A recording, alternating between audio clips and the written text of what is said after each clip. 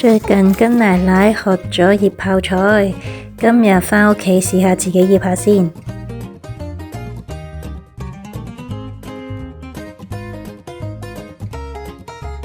首先處理白菜，分段切好，輕輕過水，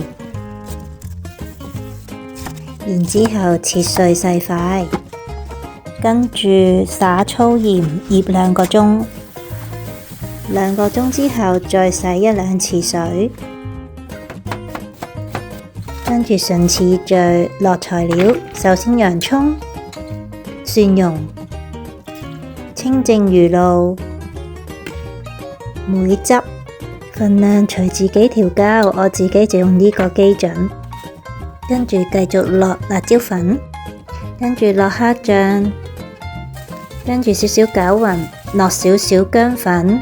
然之後落蔥，蘋果蓉好緊要，要記得落。雖然同奶奶整嘅味道差少少，但係我整嘅都覺得唔錯啊。第一次整都算唔錯，有成功感。好，而家就俾老公試食。